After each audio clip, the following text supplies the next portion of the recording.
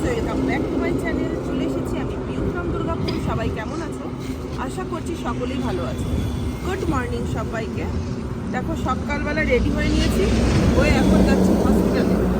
কারণ আজকে মায়ের কিছু টেস্ট দিয়েছে, যেটা অন্য হসপিটালে, তো ওই টেস্টের জন্যই যাচ্ছি।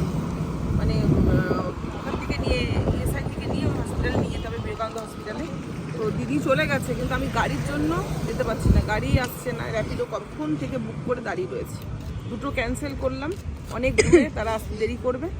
একজন বললো 3 মিনিটে আসছে, এখন এসে পৌঁছায়নি, জানি না কখন আসবে। এদিকে দেখো আমার ছেলে। গুড মর্নিং বলো সবাইকে। গুড মর্নিং সবাইকে।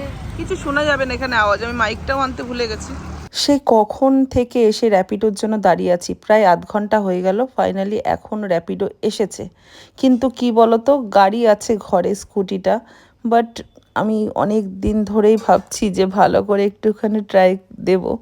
যদিও আমি সাইকেল জানি, বেশি দিন লাগতো না, কিন্তু কি জানি কুড়ামির চোটে আর সময়ের অভাবের জন্য গাড়িটা নিয়ে সেভাবে বেরানোই হচ্ছে না আমার। তবে ছেলে বলছিল, মা গাড়িটা বের করো, তোমাকে আমি চালিয়ে নিয়ে যাচ্ছি। কিন্তু কি বলতো, এত তাড়াতাড়ি ছেলেকে না গাড়িটা ছেড়ে দেওয়াটা আমার মনে হয় ঠিক হবে না। আমি জানি ও চালাতে পারে, কিন্তু এতটা সাহস দেওয়াটা আমার মনে হয় না ঠিক হবে। সেই চলো ফাইনালি চলে এসছে। ওটা ধরতে একটু, চুলটা ঠিক করি। চলে এসছি হসপিটালে। চোখ টোক জ্বালা করছে, কালকে একদম ঘুম হয়নি। 4:30টায় শুয়েছি, 6:30টায় দেখছি তোর বাবা তোকে ডাকছে। ঘুম ভেঙে গেছে। বাবা আমাকে তখন কি বললো, পড়তে বল। না না, বললো তাড়াতাড়ি ওঠ, যাবি না? চলো। মামনিরা এখানে নেই, বিধাননগরে। হতে পারে, মায়ের আজকে বিধাননগরে কোনো কাজ নেই। এসে দেখি দিদি হেল্প ডেস্কে দাঁড়িয়ে আছে। দিদি সকালবেলায় এসে ডাক্তারের সাথে কথা বলাও হয়ে গেছে। এখানে একটা কাগজ করার আছে, যেহেতু মাকে বিবেকানন্দেতে এমআরআই করাতে নিয়ে যাবে, তো সেই কাগজের জন্যই লাইন দিয়ে দাঁড়িয়ে আছে। এটা কমপ্লিট করে দিদিরা চলে গেল বিবেকানন্দ হসপিটালে। ছেলে আর দিদি মিলে জিজ্ঞেস করতে এমআরআইটা আজকে করবে কিনা। আর আমার ভীষণ খিদা পেয়েছিল, তাই আমি চলে এলাম বাইরে একটা দোকানে লুচি আর একটু চা খেতে। আর ননাই গেছিল বিবেকানন্দতে জিজ্ঞেস করতে যে আজকে মানে ওই যে টেস্টটা লিখেছে, টেস্টটা হবে কি না।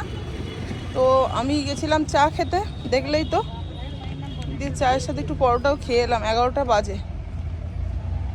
এবার ওরা বিবেকানন্দ থেকে এসআই ঢুকেছে, তো আমি খাচ্ছিলাম বলে আসিনি। তো চলো দেখি, মাকে মনে হয় আনতে গেল নাকি।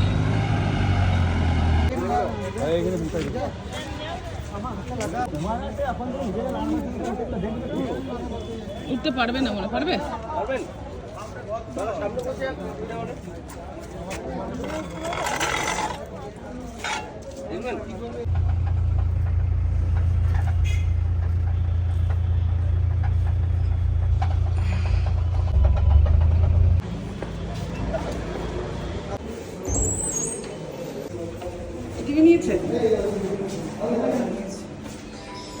যেহেতু মা সিসিউতে ছিল, ওখানে তো সেইভাবে কিছুই ঘরের লোককে করতে দেয় না। তাই দেখো মায়ের অবস্থা একদম বেহাল ছিল। দিদি সেই মাথা টাথা আঁচড়ে সুন্দর করে চুল ঠুল বেঁধে ঠেঁধে দিয়ে মাকে ক্রিম ট্রিম মাখিয়ে তারপরে এখানে দিদি ঘর থেকে নিয়ে এসেছিল ডিম সেদ্ধ, যেটা সাদা এগ হোয়াইটটা, ওইটা নিয়ে এসেছিল দুটো, আর নিয়ে এসেছিলো অল্প একটু ডালিয়া করে। সেটাই মাকে এই যে বিবেকানন্দতে এমআরআই করতে এসেছে, এখানে এসে খাইয়ে দিচ্ছে। আর ওখানে সত্যি কথা বলতে দুধ দিচ্ছিল খেতে, আর মায়ের তো ডায়ালিসিস পেশেন্ট, দুধটা পুরোপুরি বন্ধ। কিন্তু কি করা যাবে, ঘরের খাবারও সেইভাবে ওখানে অ্যালাউ করছিল না। তো সেই কারণের জন্য দিদি বলল যে যখন এমআরআই করতে যাব সেই মুহূর্তে মাকে খাইয়ে দেবো। দেখো খাইয়ে দাইয়ে এদিকে মাকে কিন্তু চুল ঠুলগুলো সুন্দর করে বেঁধে দিচ্ছিল। যখন মাকে ইএসআই থেকে নিয়ে আসছিলাম বিবেকানন্দতে, দেখতে খুবই বাজে লাগছিল, যেহেতু চুল ঠুল আঁচড়ানো ছিল না, কেমন যেন একটা ব্যাপার লাগছিল। একটা কথা কি জানো, যতটা তুমি পয় পরিষ্কার থাকবে ততটাই তোমার শরীর এবং মন দুটোই সুস্থ থাকবে, আমার মনে হয় এটা। তো সেই কারণের জন্য সত্যি কথা বলতে এখন না সরকারি আর বেসরকারি হসপিটাল বলো, সেইভাবে না আগের মতন পেশেন্টদেরকে যত্ন নেয় না। যাই হোক, এদিকে দেখো মাকে রেডি করে এমআরআই করতে পাঠিয়ে দিল। অনেকটা সময় লেগেছিল বলে দিদি আর ছেলে গেছিলো খেতে। কমপ্লিট করে মাকে নিয়ে এখন যাচ্ছি ইএসআই হসপিটালে। মায়ের যদিও কালকে ছুটি।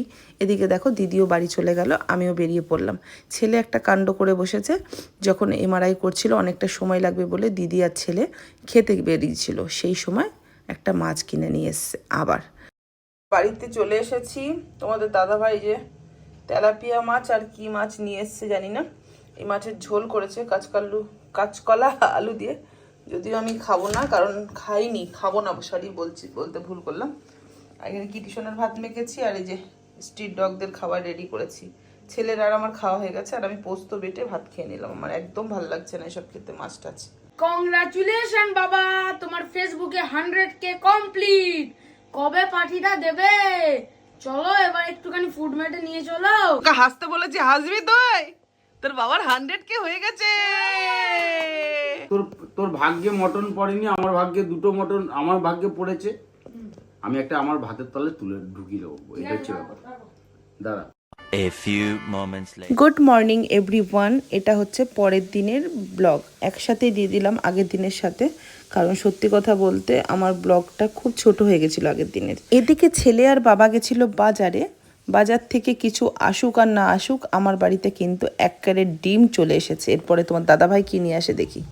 ঢুকো রাতেই আনবে কি ওগুলো? বাজার কালকে খাওয়ানোর। বন্ধুরা তোমরা তো জানোই, মাকে নিয়ে বেশ কিছুদিন ধরে ভীষণ ব্যস্ত ছিলাম, কারণ মা সিসিউতে ছিল আর কন্ডিশন খুবই খারাপ ছিল। সেই কারণে আশ্রয়হীন মা বাবাদেরকে খাবার দিতে যাওয়া হয়নি। তো সেই জন্য ইচ্ছা আছে কালকে আমরা খাবার দিতে যাব। তাই তোমাদের দাদাভাই কিন্তু অনেক বাজার করে নিয়ে এসছে। বেগুন, তারপরে আমি যেহেতু মাছ মাংস খাচ্ছি না বলে সজনে ফুল নিয়ে এসছে বড়া খাওয়ার জন্য, আলু পেঁয়াজ এই সমস্ত নিয়ে এসছে, কাঁচা লঙ্কা। তো এগুলো সমস্ত কিছু গুছিয়ে তারপরে আবার তোমাদের সাথে দেখা হচ্ছে। এদিকে দেখো তোমাদের দাদাভাই আজকে নিয়ে এসেছে রূপচাঁদা মাছ। কি জানি না, মাছ একদম খেতে পাচ্ছি না, মাছ দেখলেই খালি গা গুলাচ্ছে। দিয়ে ওরাই খাবে, মাছ খাওয়ার ইচ্ছা আমার নেই। দেখি আমার জন্য এই যে সজনে ফুল নিয়ে এসছে, এটারই বড়া করব ভাবছি, বেসন টেসন দিয়ে ভালো করে।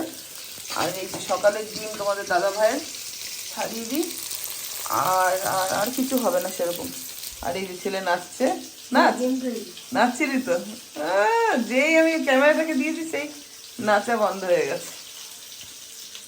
চলো বন্ধুরা, তোমাদের দাদা ভাই আর ননাই খেতে বসে গেছে। ননাই তো খেতে বসে ছোটা বিম, এই বিম সেই বিম ওই দেখে বেড়ায়।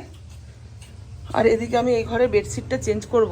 সেই কবে আমাদের অ্যানিভার্সারি গেছে, তারপরে বেডশিটটা চেঞ্জ করা হয়নি, সেই কারণের জন্য এখন চেঞ্জ করব। তার আগে একটা তুড়ি মেরেই কিন্তু বিছনার চাদরটা চেঞ্জ করে নেব, ঠিক আছে?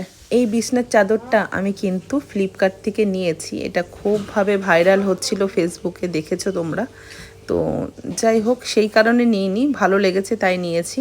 তো এই চাদরটাকে পেতেছি কারণ হচ্ছে আজকে তোমার দাদাভাই সেলিব্রেশন লাইভ। পায়ে একটা কিছু দেবো, ওটা দেখা যাবে না তো, কেন? এর সাথে শোভনীয় না তাই।